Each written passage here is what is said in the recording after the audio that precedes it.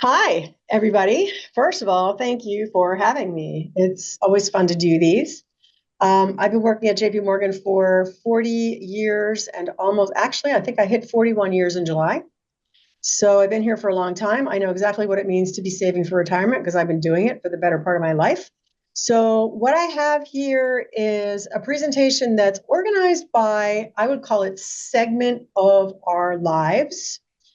And I always start in the same place, which is what we control, because we human beings have a desire in all things to control those which are most likely not under our control. So if you look at these bubbles with retirement as your goal in the middle, the two things that people spend a lot of time thinking about are market returns, market behavior. Is it up? Is it down? Should I have been in? Am I in? Should I get out? Right? And the tax and benefits policies. So policymakers in Washington or in your state. Neither of these things are under your control. We're going to talk a little bit about what it means when you spend too much time on those things. The next two bubbles, bottom left, are green: longevity and employment, earnings and duration. So you have some control over this, right? You can have a pretty good idea of what your genetic history is and get an idea of what your likelihood is to live longer than perhaps the average. You can think about your lifestyle, whether you smoke or not, and what kind of implications that might have in terms of your longevity. And with regard to earnings and duration, we do have some control over who we work for, how long do we work, what jobs do we study for and agree to be a party to so that we change our earnings. So you have some control, but you don't have 100% of the control there. But the two that we have total control over, which tend to be the two that we do the least, pay the least attention to, is how much we save versus how much we spend, and where do we put the money along the way. So I'm going to focus predominantly on those things, and I'm going to explain why some of the others do matter, such as longevity. But let's talk about markets first. So what you see here is a slide of how the S&P 500 returns look intra-year. So how bad did it get during the year versus how did it end during that same year? And what you see here is, despite the fact that there's an intra-year average negative of 14% returns, if you had just left your money alone at the point where things looked really bad, you would have been up 34 out of the 45 years. So trying to guess whether or not it's a good idea to get in or get out is definitely not the way to go with retirement savings. Once you're in, you want to stay in, and we'll talk a little bit about that. How long should you expect to live? I can't see you guys, so I don't know how old all of you are, but the fact of the matter is we should all expect to live a lot longer than we think we're going to. If you just look at the breakdown on this slide and you are a female, you can expect a 53% chance, if you don't smoke, of living to 90. If you're a male, it's 10% lower. But if you're part of a couple, the odds of you reaching 90, if you're a non-smoker, are almost 75%. So there is a significant likelihood that many people are going to live a lot longer than they think they are. And therefore, you need to be able to fund your retirement much longer than you think you might need to. One of the ways people think they're going to manage retirement, a shortage of retirement savings, and how they're going to get through retirement, is to say, well, I'm just going to work longer. And what you see on the left is that most people expect that they're going to retire sometime around 65, when in reality, what we've seen year after year after year is that 62 is the experience of actual retirees. So you're 3 years short of what you think you're going to save, and potentially even longer if you believe you are in a position where you were going to be able to save well closer into your 70s. And some of that, the reasons for that you can see on the right, changes in company downsizing, right? We talked about that in that yellow bubble. How much control do you have? Health problems. Anybody who has a job that has a lot of physical activity tends to be out of the market of employment in their 50s. So it's a very different situation. And in many cases, you're caring for other people who need you to be home with them. And in particular for women, there's over a third of the care provided in this country for spouses and or other relatives by females who have to leave the marketplace in order to do so. So it's not really a good idea to plan for something that we can't control. So when you think about how do I begin to manage my life in terms of my savings, right? At the very, very bottom, what you see is emergency reserve. This is important, and you'll see why later. One of the big derailers for retirement is if you have no emergency savings and something goes awry, there's basically two places people go: credit cards and their 401k plan. And taking money out of the 401k plan along the way is a surefire way to ensure that you have a less likelihood of getting to retirement safely. So making sure you have something in an emergency reserve, and I'm going to give you exactly how much we've seen people need as we move through these slides. The number two thing, make sure that you get the free money that you are going to receive if your defined contribution savings maximize the employer match should you have one. That is very, very important. Interest rates that are high for some loans, they tend to be the credit cards. You want to get rid of them as fast as possible. And then you're going to see some of these other categories. But the two that are the most important are at the bottom. Make sure you have an emergency savings and make sure that you're matching your contribution rates. And then last on why do we try not to control, or why do we not want to try to control things we can't control? This is a great example. If you look at this, I call this the quill chart. If you look at this and you think about this in the context of the colors that you see, what this shows you is that in any one calendar year, one or another asset class, so could be small cap equity, could be something we call REITs, could be emerging markets equity. If you were going to guess by color, which of any of these asset classes were going to be at the top or the bottom, it's highly unlikely that you would be correct. But if you allocate, do what we call asset allocate, or in the case of your defined contribution plan, generally speaking, you're in a target date fund or a balanced fund, something that somebody has professionally allocated, you're going to find that your return stream stays somewhere in the middle of all of this. You don't see the bottom, you don't see the top. The fact is, if you insist on seeing the top, and a lot of people are very enamored of always getting the top of the market, you will have to be prepared to see the bottom. And there are repercussions to making those types of decisions as opposed to just staying the course on what the middle offers. So we're going to take you now down the journey of where are you in your life cycle and what are the things that it would be most helpful to focus on. So let's talk about the early years. And the early years are basically something along the lines of 25 to 45, let's call it. So what you see here, and I probably should back up a little bit, this data that I'm providing you comes from a couple of sources. Some of it comes from the government and the myriad of opportunities they have to do this type of research. A lot of it comes from the fact that we at Chase bank over half of the households in America. And in an anonymous way, we are able to look at how people save and spend their money outside of the plan from the ages of 25 to 95. And then we also partner with a group called the Employee Benefits Research Institute, and they allow us to see about 24 million individual records of how people behave inside the 401k plan. So when you combine all of those things, you get some pretty clear pictures about things that we think are pretty important to be able to convey to folks so that they know how to save and think about saving through retirement. So what you see here is on the bottom, what is the peak salary, so the most money you're ever going to make in your working life cycle, that you have to try and replace a percentage of in order to deliver income in retirement until the age 100. So we're targeting a fairly long period of time. So first on the bottom, salary. The purple line at the top, what is the replacement rate? This is really important because you will hear things like, oh, you only need to replace 70 or 80% of what you make. No.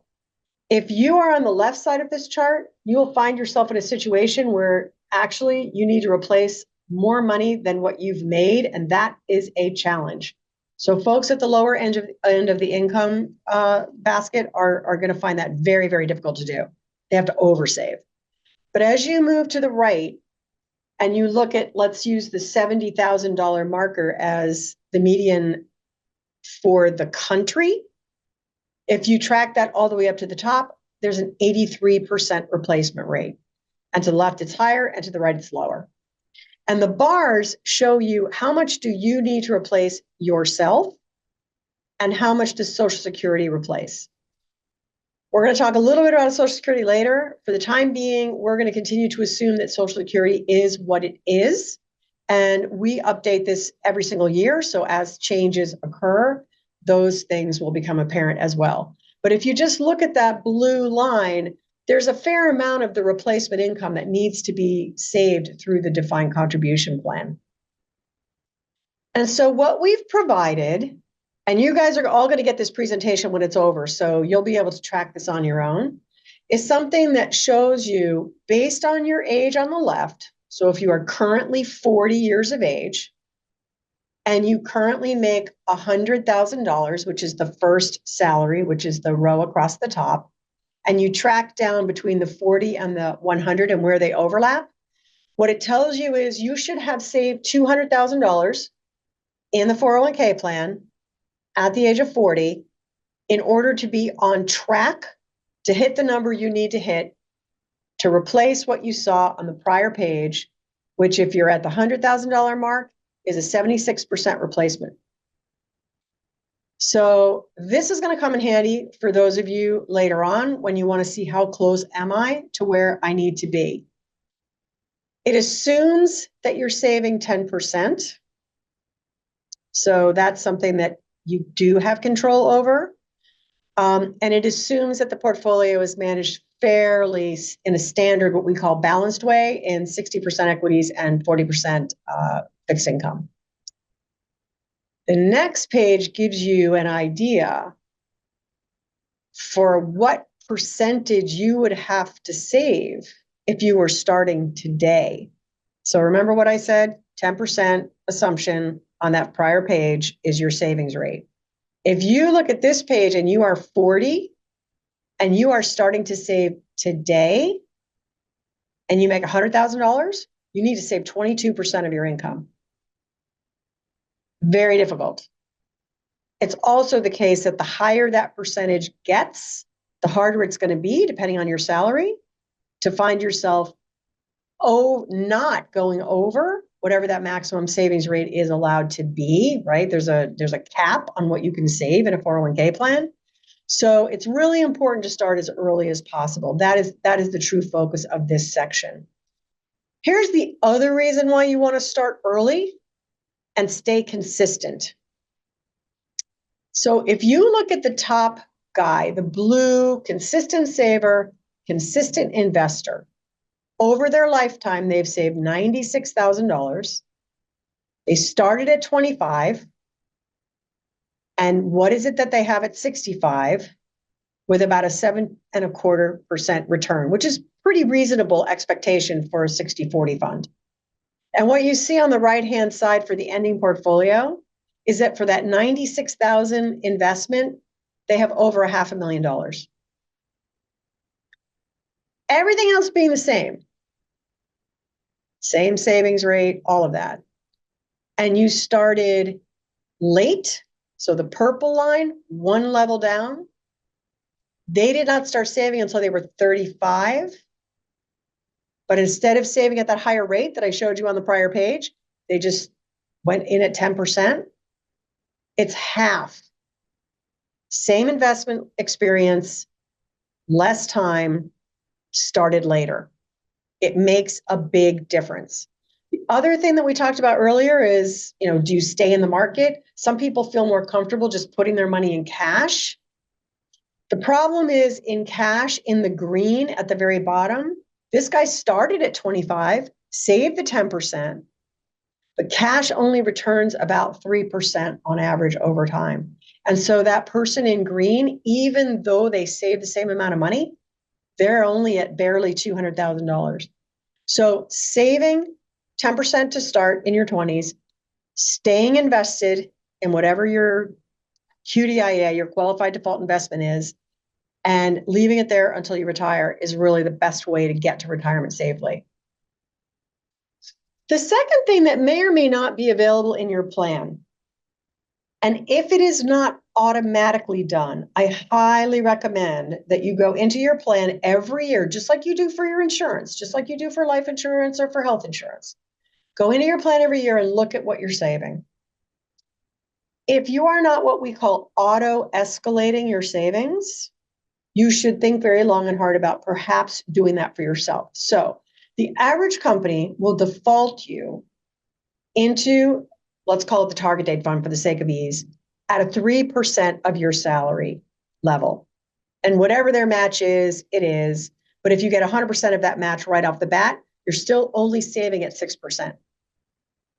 If you continue to increase 1%, so you start at 3, but you increase 1% a year until you get to that 10%, again, on the right-hand side, you can see what a difference it makes. So the blue, we're going to start at the bottom this time, consistently contributes to the 3%, is invested in that portfolio that we talked about earlier, the 60-40, is increasing their contributions from a dollar point of view with their raises, which you can see on the right is about a 2.5% increase. But because they never auto-escalated or escalated themselves, they get to about $930,000. When you look at the guy at the top who's consistently contributed that 10%, it's $2.3 million. It's double. Again, investing early and staying consistent will double starting late and almost triple being in cash. Same is true with auto escalation. So if you can't start at 10% right away and you start at 3%, fine. Escalate as you get raises, and that will help you stay on track. If you also have an opportunity to save in an HSA or a healthcare savings account, these are worth doing for a lot of reasons, not the least of which is their triple tax advantage. So you put your money in here, and what this can do for you, if you remember we talked earlier about emergencies, this will take care of medical emergencies. It also allows you, unless there's a plan design difference, and there may very well be, right? You can leave this money in here. And if you don't need it for healthcare purposes, over time, and particularly as you age, this can have a huge value in terms of contributing to your savings during retirement or paying for healthcare expenses, which definitely go up as you age. So if this is a feature of the plan, this is something that is absolutely worth taking advantage of. This is a chart that we provide for you when you're getting this deck and you want to look through it and you want to think about, like, in the balance, how do I think my money should be invested in the context of how I'm going to pay taxes later, right?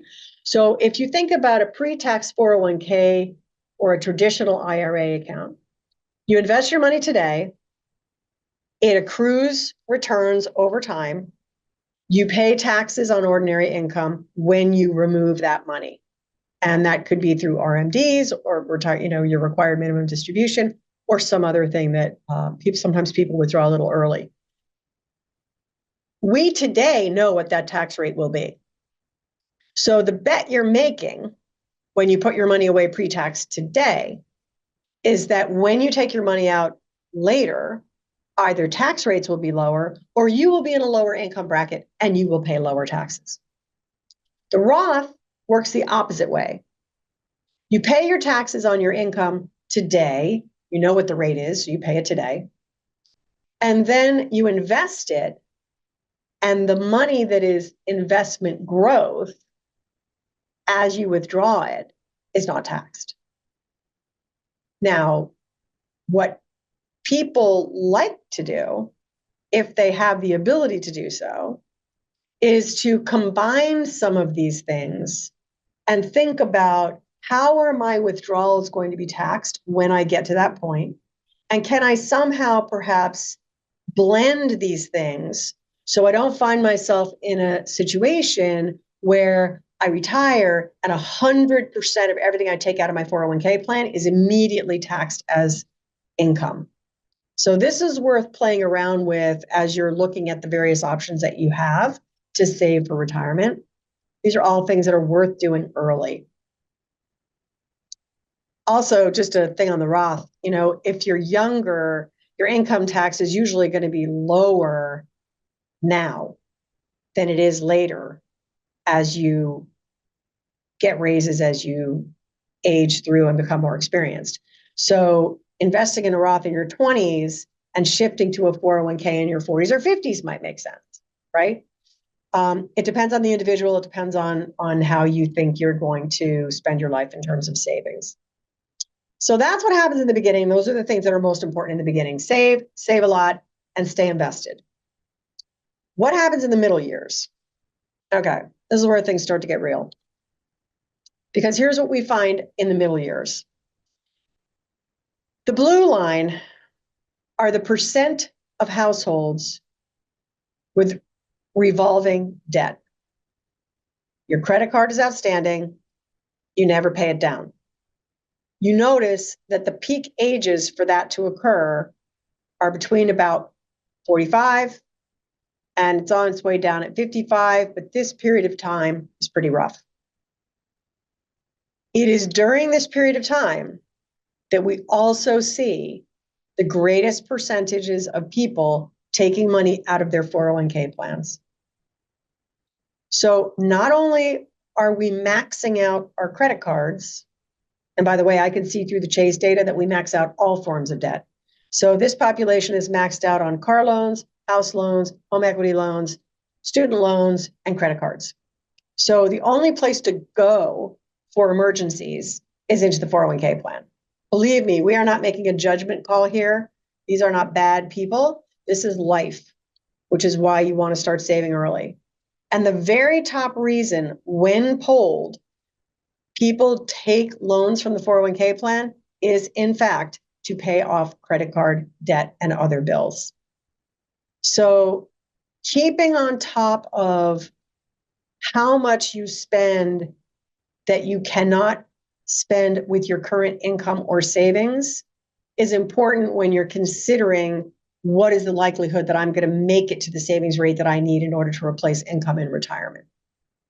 There's a fair number of people, the first gray bar at the bottom, that need to take the loan out to make ends meet. It is interesting that that wording is what it is. At 38 and the top being 36, a little bit of reading into that is that they are similar. There's a possibility that making ends meet is making ends meet when expenses are exceeding income, and perhaps that was more under control, but it could also be a function of emergencies. So that's why the emergency savings are so important. Here's the problem with taking a loan from your 401k plan. If you look at the top chart, the green line is just a constant portfolio where people are contributing regularly, they're staying invested throughout their entire life, very similar to what you saw on the earlier pages in terms of those amounts and those savings. And you can get to about 1.35 million. If you take loans, it is reduced by a significant amount.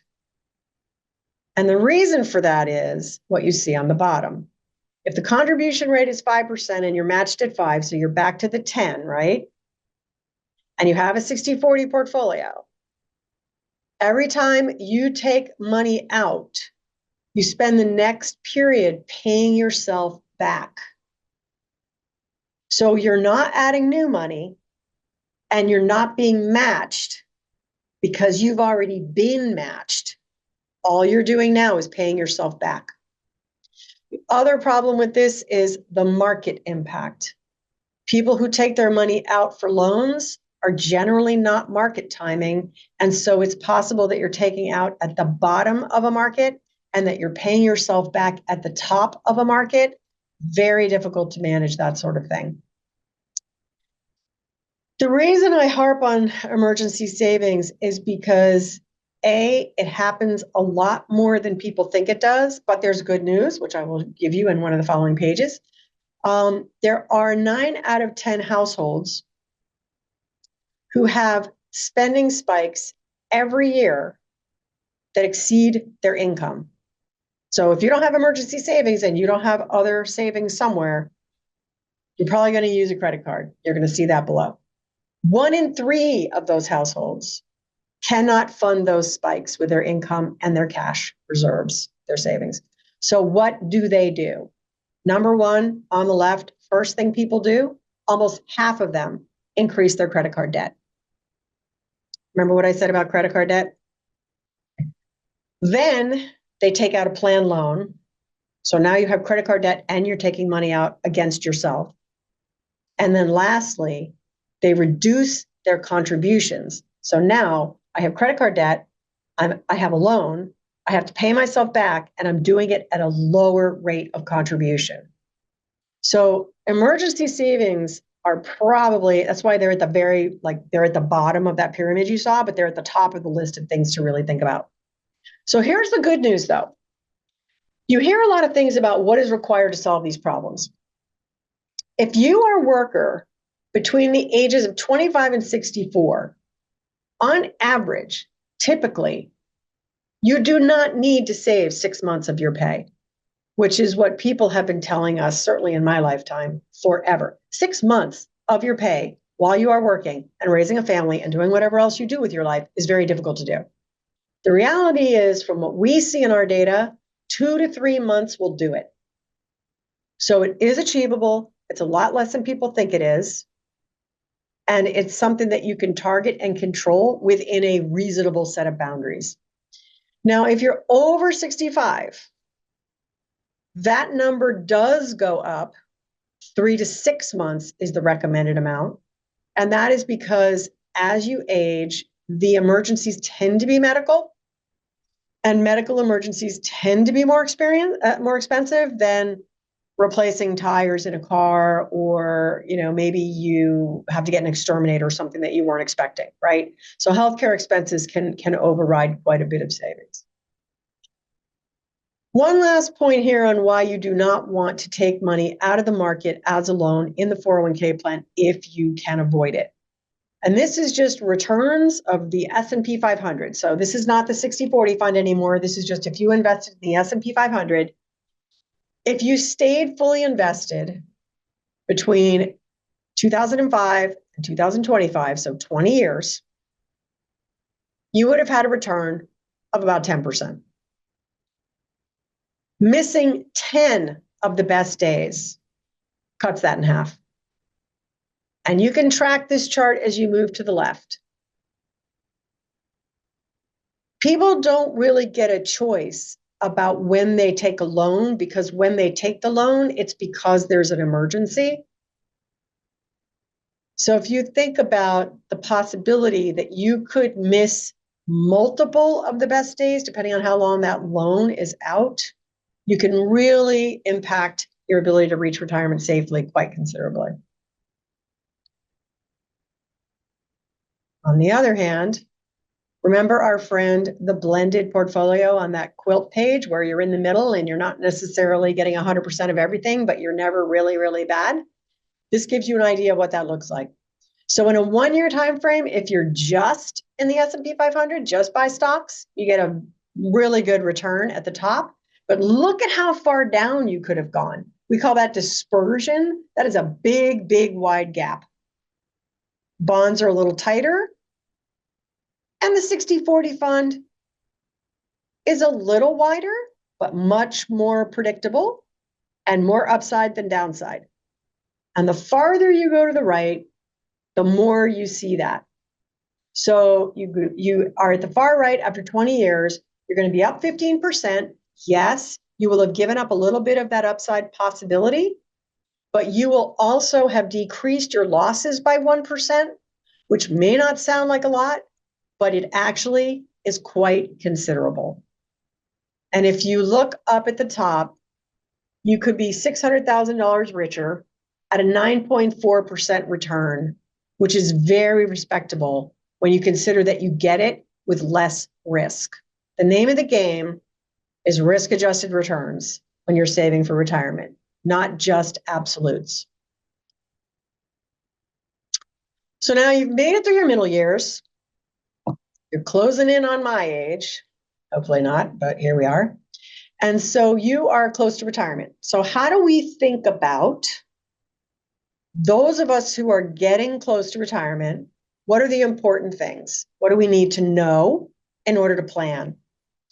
So one of the things we know, because we see this in the Chase data, is that when we get to be close to retirement, we Americans have very volatile spending patterns. Now, if you just take a step back and ask yourself, why would that be? It's not that complicated. Number one, I might want to fix up my house because I'm still working. And so I want to use current income to do that. I might want to get some sort of surgery. I might want to pay off my kid's student loan. I might want to do any number of things.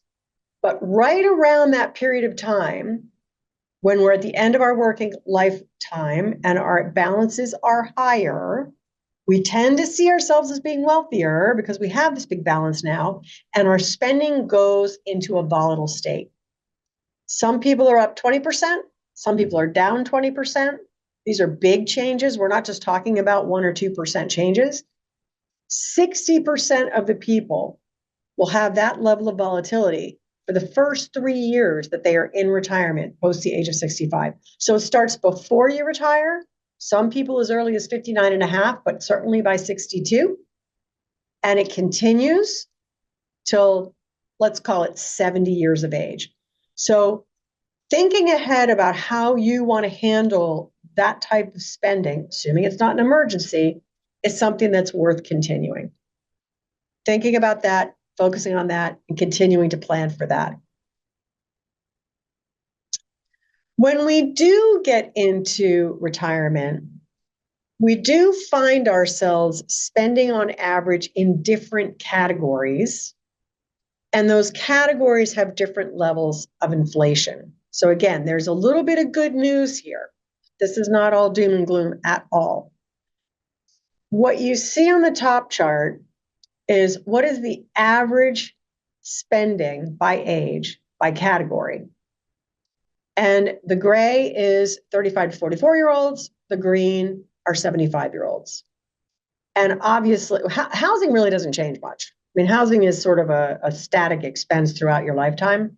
And if it goes up for everybody. And if it goes down, it tends to go down for everybody. Yes, you can downsize, but anybody who's trying to do that in this market knows how difficult that could be. But what you see as you move to the right is that we spend more money as we age on healthcare, clearly in that second bar, less in every other category, except for gifts and charity. Because the older people get, the more comfortable they get with what they have and how much they're really going to spend. And they feel a little bit more freedom to share some of that with the charities that they have an affinity for. What you see below is the inflation rates of those categories. And healthcare is by far the highest inflation category. Housing came close in 2024, but on average, it was 3% versus the 4.5% that healthcare went up. When we do our planning here at JP Morgan and we're thinking about inflation categories and how to think about the percentage of inflation for healthcare, we use a number close to 6%. So it's a fairly high level of inflation. And we do spend more money as we retire on healthcare. So what's the good news? The good news is twofold. One, the way we spend in retirement is that we spend more earlier and it drops considerably through time as we age. By the time you hit 80, if you can't eat it or read it, generally speaking, people are no longer interested in spending their money that way, which is actually how you end up with more coming into the charity space, which is that blue category at the bottom that you see increasing. And then the healthcare goes up. The rest of it stays pretty consistent. Education does shrink a bit, although you can see people carrying that well into their late 60s. So the spending curve itself is important because we spend more earlier, we spend less later. And what that does for us is what you see on the next page. Instead of having, oh, well, maybe it's the one right after that. Oh no, where is it? Where is it? Did I give it to you? Okay, sorry guys, that was a deviation. So I'll have to talk you through it. What happens with that spending curve being the way it is instead of you paying inflation rates of, let's call it 3% over the course of your retirement, it reduces it by a full percentage point. So a lot of financial advisors will plan for X, usually it's 3% long-term inflation. Our data tells us that actually 2% is probably better, and therefore focusing more on not losing money before you go into retirement, that what we call sequence of return risk that you saw earlier when people take loans out of these plans, is a better way to manage a risk than worrying too much about hitting the full inflation rate. The other thing we've learned, and I don't know how many of you have a defined benefit plan, but if you do, or if you live with someone who does, one of the concerns that retirees have is that they're going to outlive their savings. Now, in part, that's because they don't understand this spending curve, right? If you can really cement this spending curve in your mind, you can get a little more comfortable with the idea that if you're spending a little more than you maybe thought you were going to early, but you know that's going to come down significantly, maybe you can get a little more comfortable spending more early. For most people, that's extremely hard to do. For those people who have some form of guarantee, whether it be a defined benefit plan, whether it be possibly the purchase of an annuity, we find that people who have fixed income in addition to Social Security, and Social Security is a form of fixed income, are more comfortable spending their wealth that they've spent their entire life trying to achieve, and can live a better retirement, if you will, assuming that that's within their means to do so, as opposed to being fearful about spending, not spending in the beginning, and then finding themselves at the end of their lives when they really no longer need that much money, not spending it and leaving it perhaps as a legacy when that really wasn't their intention. So it's really about maximizing your lifestyle. Very few people have a pension.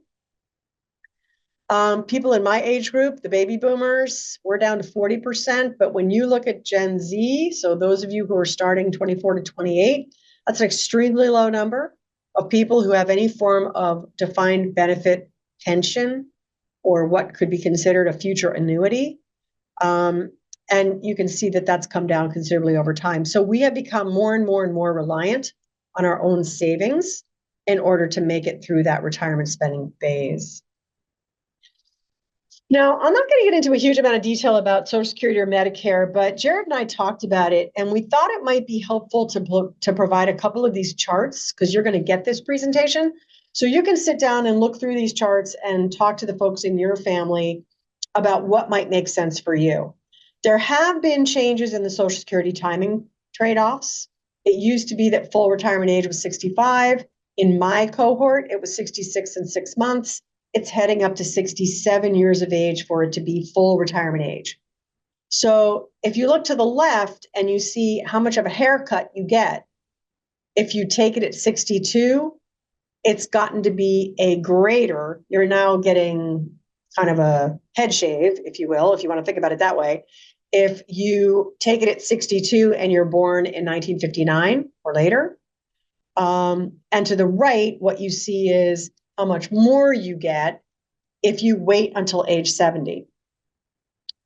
I think the most important thing about this is to tell you that there is no right answer to this.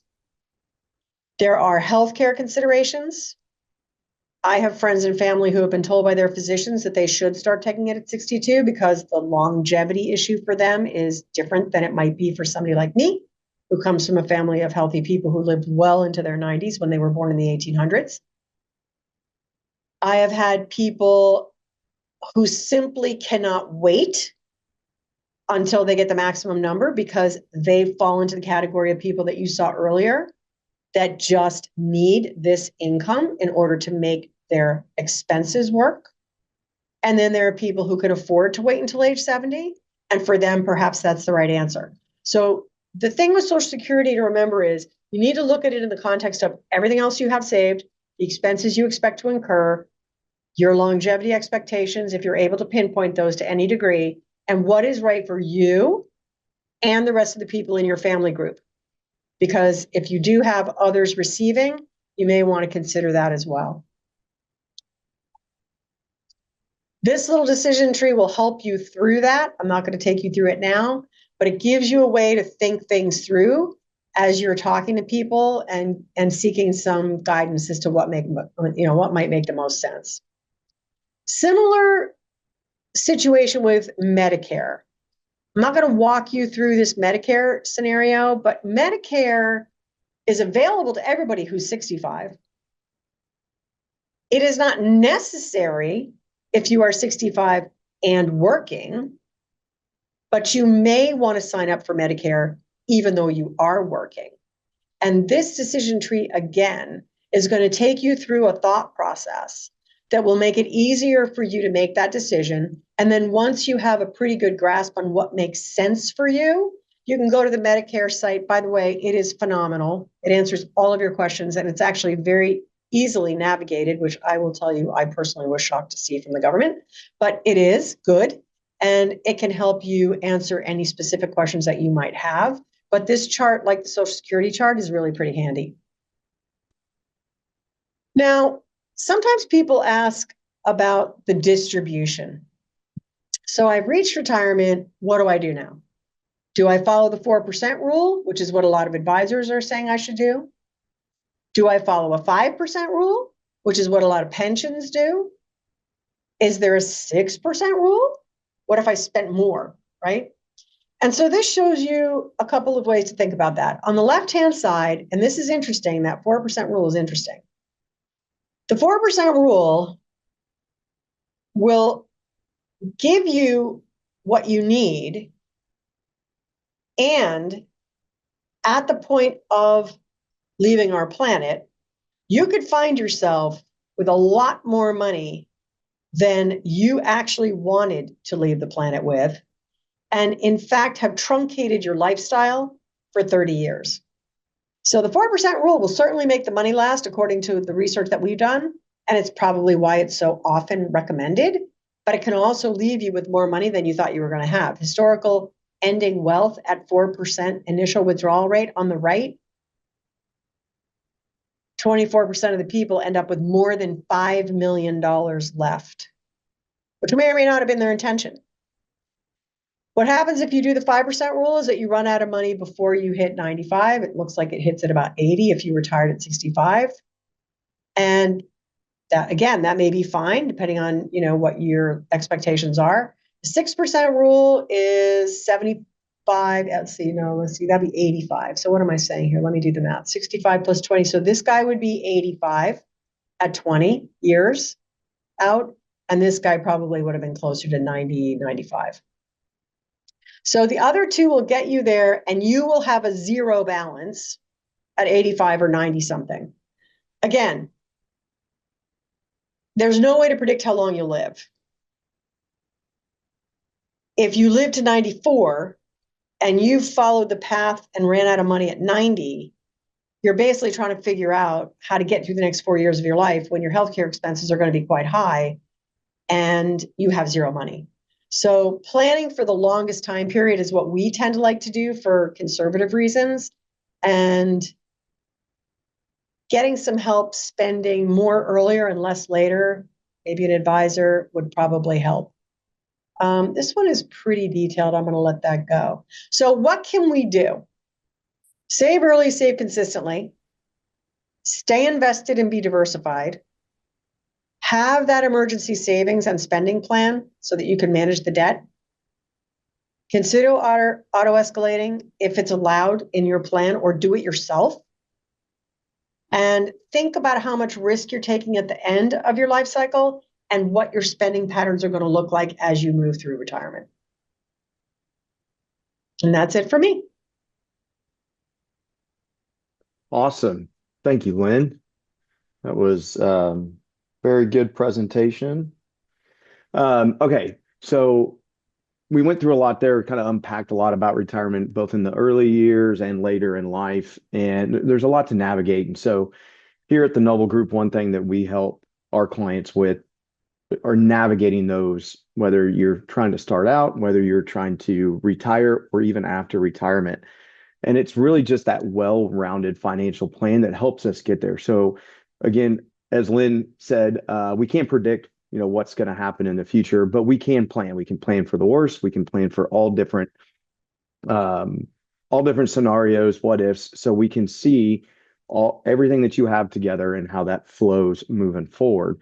And then we can base decisions on that. So that's one thing that we help with here. And so it's just this financial planning process that kind of encompasses everything with that. Okay. So now what we're going to do is answer some questions that came through. For those that maybe have a few questions that they want answered before we end this presentation, just go type them into the Q&A form, and we'll try to get to those. So we've got a couple of questions. Lynn, I'm going to take a couple of these. I'm going to ask you for a few of them. First question we got was, when should I take Social Security? And so Social Security timing has been a big thing over the last, call it decade. They've definitely changed some of the strategies that we can or could use to maybe get a higher benefit, take them now, suspend them, do all that. For the most part, a lot of that is gone. And so now what we look at is, as the slide that Lynn put up shows, is, if you're expecting to live a little bit longer life, maybe we've got longevity in our in our family, and waiting until later on in life might make the most sense to take that, whether that's 68, 69, 70, getting some of those increases that are quote unquote guaranteed from the government at 8% a year.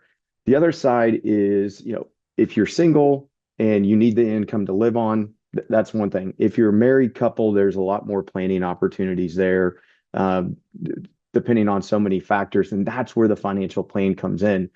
Taking Social Security at a certain time in a vacuum is just a math equation, math problem.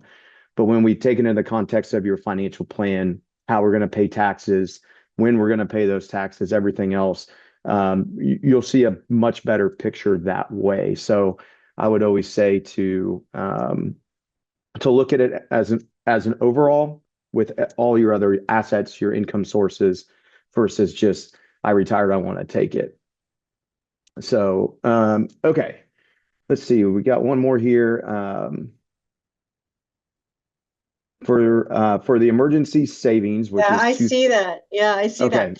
So good question. For the emergency savings, 2 to 3 months salary, where do you recommend that it be retained? Traditional savings, some form of investment? If an investment, what type? Okay. Here's the thing with emergency savings. Emergency savings are for emergencies, which means you wake up and your air conditioning craps out and it's 100 degrees outside. You're going to call that guy and you're going to try to get them to your house right now. So the way you think about emergency savings is, I need it to be liquid immediately. So something that I would call a cash or cash equivalent would be the answer to that question. You might feel like you're missing out for some amount of time for some amount of money. It is a trade-off, and the value of doing so is pretty high. And I'm guessing, Jared, you would agree. Yeah, absolutely. And what we see a lot of people do, there's, online high yield savings accounts that, you can get the money. There's money market funds. Typically, what we consider liquidity is readily turned into cash, meaning within 3 business days. In most money market funds and things today, the money can be there tomorrow. So, but the chances of them losing over time are pretty close to zero. So we can go out and get 4.5% in savings right now as interest rates are higher. So those are different things. Talk to your bank, because typically just a bank savings program, you're still getting almost no interest. So you've got to see what they have. We don't really want to look to CDs, even like a 3-month CD, because there might be a penalty if you need it in a month and a half. So just getting that growth at 3, 4, 4.5%, whatever it is better than the trade-off of having to sell something that's lost money to free up the cash. So great question. Okay, another question that we got was based on, we talked about the guaranteed income from the pensions and defined benefit plans. This question basically says, I don't have a pension, but I've heard about annuities. Are annuities something that can replace that? And that's a wonderful question. Annuities are definitely a tool in the arsenal to create that guaranteed income. There's all different types of annuities, different reasons you would get yourself invested into one. But the main thing is annuities come with their pros, which is typically a guaranteed income, not for life. But then there's considerations with them, which are cost, fees, illiquidity, things like that. So they can be a wonderful tool for those that are looking to replace income for certain reasons. And what we call it in planning is your retirement income stability ratio. It's kind of a long way to say it, but it's essentially what that is how much of our income are coming from fixed sources, such as pensions, Social Security, annuities, things that we know we can count on that are going to be there. And so depending on your overall retirement savings, that number fluctuates. And we typically like to see that at least 30 to 40% across the board, which for a lot of people is just Social Security. But if we're a little bit more conservative and we want to see that, that's something that annuities can definitely play a role in. If you have any questions further on something like that, just give us a call, click on that QR code, schedule some time, and I'm happy to walk through that a little deeper with you. Okay. Okay, we got one more in here. Lynn, I don't know, do you want to take this one or do you want me to take this one? I think we would, but what I love about this, Jared, is that you're answering it from your point of view as an advisor, and I'm looking at it more from an institutional investment perspective. The question is, what is your advice for lower income investors? Is it possible to retire comfortably on an income of, say, $50,000 a year? Should you invest more aggressively? So let's go back to the question before and the annuity. The first thing that we look at when we're trying to think about financial health and wellness is, can you identify the expenses that you have, I'm going to call it, that are non-negotiable? Some people call them fixed spending. Some people call them stable spending. The reason that is a little bit tricky is because for some people, fixed, stable, or non-negotiable spending is inclusive of charity, inclusive of feeding 4 dogs, inclusive of making sure that their children can live with them, right? So the first answer to your question on whether you can or cannot live on 50,000, or whether you should or should not lock down some income stream more deliberately, is, can you identify what your non-negotiable spending needs are? If you were to say to me, I have done all the work, I have included everything I care about, and I've included the possibility of an emergency in there, and I can do it on less than $50,000 a year, then I'm going to say you're pretty tight. But, that I think Jared and team can help you work out. The way I would look at that from my point of view as you're moving into retirement is, the worst thing that can happen to you as you're entering retirement or anywhere near it is to find yourself losing money, reducing your asset base when you are entering a period of time when you will no longer be able to save, and you are spending the money as it is losing market value. Because if you lose enough money as you enter retirement, when you're no longer saving, you're spending the money and your spending levels are the highest, it is very, very difficult to get you through the rest of your retirement safely. So I think it's a 2-part question. One is, how much risk do I take as I'm running into retirement, and as opposed to spending my time thinking a little bit more about capital preservation? and knowing that my inflation rate's going to be a little bit more manageable because you saw that earlier. And how do I invest it once I'm in this space in order to make sure I can meet all of my spending needs? So I think it's like a two-part question. And Jared, you guys would pick up on the latter. Yeah, no, absolutely. And it comes down to kind of when we talked about, or when Lynn talked earlier about, just a target date fund. As we pull up to retirement, we typically uh, get us a little bit more conservative. On our side, we call it sequence of returns risk, which basically says it's not the average return you get when you're withdrawing money from your portfolio. It's what you get year in and year out. And the risk there is that you retire and the market has a couple of bad years as you're pulling money out. So can you retire on a low income? Absolutely. I've seen it done many times and successfully over my 20 years of doing this. But there are things that we have to do. It's not just saying, I want to spend this and I have X and let's see what happens. There's different things because taxes can go up, inflation can go up, Social Security can be decreased. There's so many factors that play into that, that having a good financial plan in place, whether you want to spend 50 or 500,000, it doesn't matter. Having that plan is real important. So, but yeah, great one. Okay. Um, okay. So, all right. We've got one more question in that I think we have time for before we'll kind of get done. Anybody else that we didn't get to their questions, again, shoot me an email, click on the QR codes, schedule some time. Happy to walk through anything with you guys that you need.